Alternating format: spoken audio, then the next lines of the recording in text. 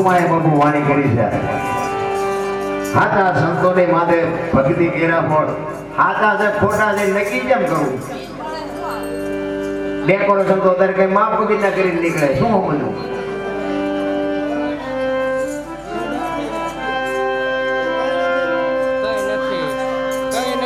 સાચા સંતોની માથે ભક્તિ કેરા બોલ નિંદા પરાઈ નઠારી લાગે સમરે શ્રી રણછોડ અરે બાપુ મહાપુરુષોએ શું શબ્દો મૂક્યા છે રામ આનું જો મંથન કરો ને તો જ બાપુ આનો અવાજ આવે બાકી એમના અવાજ આવે એવો નથી શું શું અટકાણું આ મારે આ જ તકલીફ છે ભજનમાં બેઠા હોય તો લાઈટ વળી હોય તો ખબર ન હોય મહાપુરુષો તમને ને મને સાથ ખૂબ કરી છે કે તમને ને મને જો માણાનો અવતાર મળ્યો 84 લાખ યોની છે એવું કહે છે મહાપુરુષો 84 લાખ યોની એટલે 84 લાખ જીવ છે એમાં પૈસા હાટું માયા હાટું બતોડા ભરતો હોય તો માણા એક જ કોઈ જીવ બાપુ પૈસા હાટું બતોડા ભરતો જ નથી અને કોઈ જીવ આ દુનિયામાં બાપુ કીડીથી માંડીને હાથી સુધી કોઈ જીવ જો ભૂખ્યો રહેતો હોય તો મને કયો અને માણાના ઉજળા ભરાતા હોય તો મને કયો અને કેવડી માણાને પૈસાની ભૂખ ઉગડી હતી તો તમે જુઓ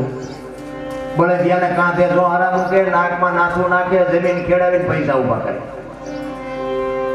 હાંડિયા પાયા માલ ઢળાવીને બિચારાને 3 વાંક છે તો એવા કાંઠા બનાવીને ઢળાવીને બાબુ પૈસા ઉભા કરે ઘોડાના લગ્નમાં લઈને ડિસ્કા કરાવીને એમાં પૈસા ઉભા કરે અરે ભૂખ તો જો ઉગડી માણસ અરે એની ક્યાં વાત કરો એક ગાયુના ને ભેહુના બાપુ બસડાને એનું દૂધ એને ધાવવા ન દે અને બાપુ આમ મૂકે અને આમ પહાડો મૂકે ને ત્યાં ખેંચી લે પછી ઈ ખેંચી લે એમાંથી પૈસા ઉભા કરે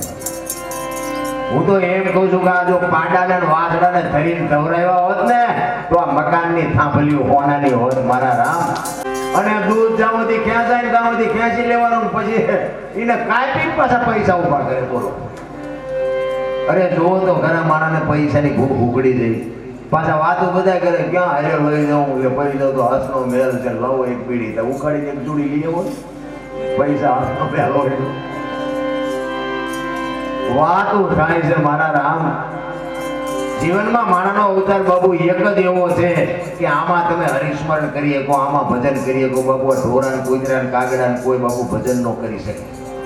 84 લાખ યોનીમાં બાબુ માણસનો એક જ અવતાર એવો છે કે આમાં તમે કંઈક કરી શકો અને આવા કોઈ સમર્થ સદગુરુનો સથવારો થઈ જાય અને જો તમને બાપુ કેડી મળી જાય આંગળી પકડનારો કોક મળી જાય તો જિંદગીમાં બાપુ કામ થઈ જાય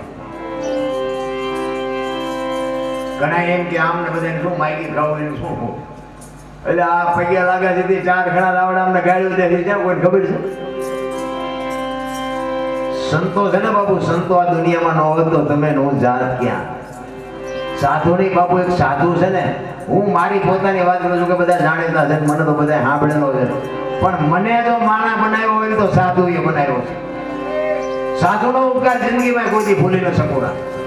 અને હું તો કાયમ માટે કહું છું કે રામ ટેકરીએ બાપુ મને માર્ગ દેખાડ્યો છે બાપુની અમારે ઓળખાણ નહોતી રામ ટેકરી ક્યાં એ મને ખબર નહોતી મારે કૂટને મસાલા કરતો હતો મારી આખી ડાયરી ને મારી આખી ડિટેલ બાપુ જાણે હું બાપુ કઈ ભગવાન છે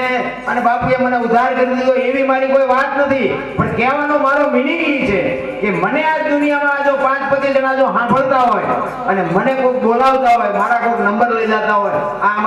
અમારા મિત્ર સર્કલ બધા આ નગરાથી બધા આવ્યા એ કે અમારે લાઈવ વિડીયો કરવો છે હવે આ પ્રતાપ કોનો મારે આ નગરા વાળાને શેની ઓળખાય કોઈ બાપુ કઈ છે પણ એ પ્રતાપ બાપુ સંતોનો છે આ જગતમાં સાચી વસ્તુ છે ને સાચી વસ્તુમાં બાપુ માર તો ખાવો જ પડશે કારણ કે અત્યારે ખોટો સમય છે ખોટો ખોરાક ખોટી હવા ખોટા વિચાર ખોટી ભાષા ખોટી રીતે કમાવાના એટલે આમાં ખોટું ચાલે હાસું કરવામાં ભીએ તો પડવાની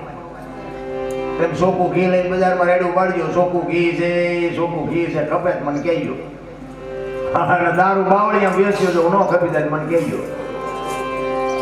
કોઈ ઉકાળો કરે દારૂ વેચતો હોય ઉકાળો કરે સાનો માનો આમ બાવળિયામાં આમ કાંટામાં કોઈ ખબર ન પડે અહીંયા દારૂ પાડતો હોય ને પીતા હોય ને અહીંયા કેડો પાડી દે ગાયની પાસે મળતો હોય અને મળે ખોટું આવે છે એટલે શું કરવું કહેવાનો મારો મિનિંગ એ છે કે સત્યનો વિજય